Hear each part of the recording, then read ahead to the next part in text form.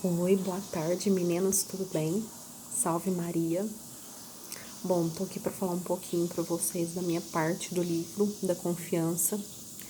Nesse tempo tão oportuno, né, que é o tempo de quarentena, de quaresma, de pandemia, para que a gente possa de fato ter um olhar espiritual diante dessa situação, para que a gente possa não se perguntar por que isso está acontecendo, mas assim, o que Deus quer nos ensinar com tudo que está acontecendo nesse momento.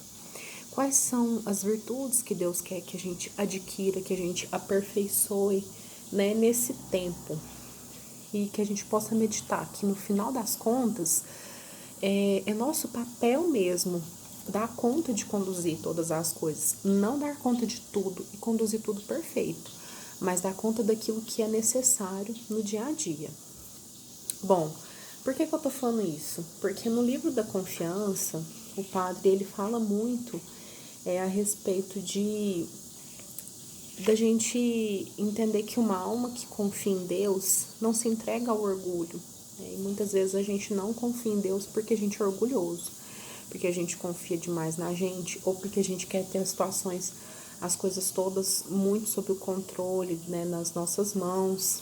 Ele fala também que os melancólicos e os coléricos têm muita dificuldade de confiar em Deus, né? Seja porque são pessimistas demais, seja porque são controladores demais, e a gente deve se abandonar nas mãos do Senhor, ao invés de ficar questionando as coisas, mas entender que de fato, nas Sagradas Escrituras, todo momento Deus está nos pedindo para confiar, certo?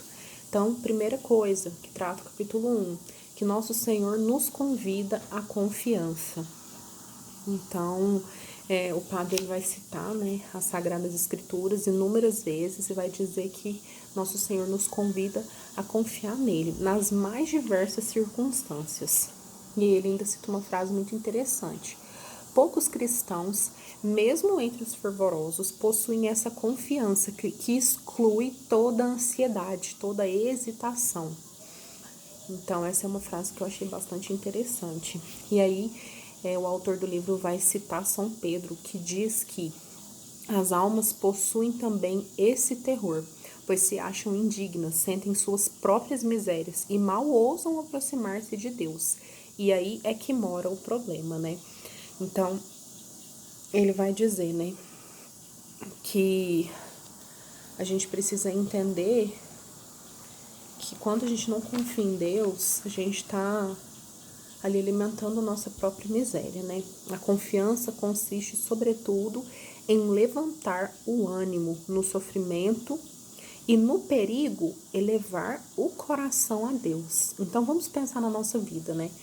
Na nossa vida a gente tem momentos de glória, momentos de exaltação, de alegria, e nós temos momentos de luta, momentos de sofrimento, momentos de recolhimento, como a gente está vivendo agora, às vezes até de pânico, né? Então, como que a gente deve se comportar? Como que a alma confiante se comporta diante das diversas situações? Então, como que a gente se comporta? Levantar o ânimo, né, no sofrimento, e no perigo, como a gente está vendo agora, elevar o coração a Deus. Então, a gente deve a todo momento elevar o nosso coração a Deus de forma confiante. Vou dar um exemplo pessoal aqui da minha casa, né? Tô passando por um problemão aqui de sono com o Emanuel, que há quase 2 meses chora demais para dormir. Além das coisas práticas que a gente pode fazer, é claro, mas aí eu me perguntei, né? Senhor, o que eu posso fazer diante dessa situação? E aí a minha oração foi a seguinte: não perguntar por que eu tô passando por isso, mas o que Deus quer me ensinar com isso. Então, a alma confiante, ela deve sempre ter essa certeza de que Deus sempre tem algo a ensinar para ela, independente das circunstâncias. Nosso Senhor receia, acima de tudo, que tenhais medo dele.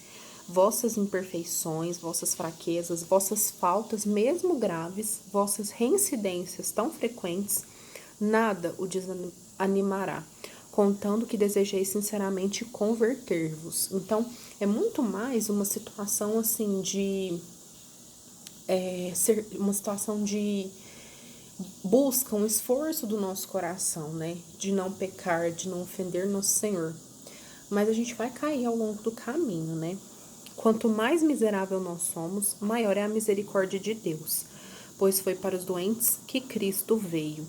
Então ele fala, né? Aqui nesse momento ele tá falando da alma que titubeia, né? Que fraqueja ali na confiança, né? Então a gente deve entender que Cristo veio para nós que somos doentes, para nós que somos pecadores, para as almas miseráveis. Aí ele fala, né? A prece confiante obtém tudo. Então, assim, eu vejo que ao longo desse livro, o padre vem nos convidar mesmo a ter muita tranquilidade diante de tudo, diante dos nossos pecados. Não, assim, um relaxamento no sentido de relapso, mas uma confiança mesmo na misericórdia de Deus. Aí o autor fala, muitas almas não possuem fé, acreditam que Deus é bom, mas não sabem aplicar essa crença às suas necessidades particulares. Então é muito interessante, né? Porque às vezes a gente acredita que Deus é bom, mas quando a gente está passando por alguma situação difícil, a gente não acredita que Deus é bom para nós, né? Para aquela situação. Deus é atento às provações e está sempre disposto a nos socorrer. Então, a gente precisa pensar nessa relação que a gente tem com Deus pessoa, que Deus é uma pessoa, o Espírito Santo é uma pessoa, Jesus é uma pessoa, e que está atento às minhas necessidades, que tem um olhar voltado para mim. Tem uma frase que eu gosto muito, que é de São João 23, se eu não me engano, São João 23, que diz assim, acreditarei firmemente, embora as circunstâncias me mostrem o contrário, que a providência divina se ocupa de mim como se não houvesse mais ninguém no mundo. Então a gente precisa ter essa consciência desse olhar pessoal de Deus para nós, que Deus nunca nos desampara, certo? Aí o padre vem falar, pedir sempre a Deus que Ele aumente a nossa fé. E aí eu lembro muito do livro de Dom Bosco, que fala sobre as práticas do cristão, né? Como viver bem.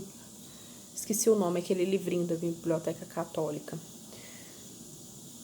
O cristão bem preparado para a prática dos seus deveres. Então, ele dá um exemplo, né? Ele fala para a gente, ao longo do dia, rezar as jaculatórias, né? Clamar o nome de Jesus, o nome de Maria, beijar uma cruz, ter objetos sagrados, usar dos sacramentais. Então, toda vez que a gente estiver fraquejando, né? Que a gente quiser se entregar às tentações, que a gente possa ter essas atitudes de fé que Dom Bosco nos ensina, fazendo esse paralelo, tá? Do livro da confiança com essas orientações de Dom Bosco. Uma outra frase interessante que eu tirei do livro. O coração confiante e perseverante obterá a cura completa de vossa alma. Então a gente tem que entender que a cura aqui é no sentido de conversão total, né? Porque qual que é a maior cura que Deus pode nos dar? A gente, normalmente os movimentos pentecostais falam muito de cura, né? Mas qual que é a maior cura?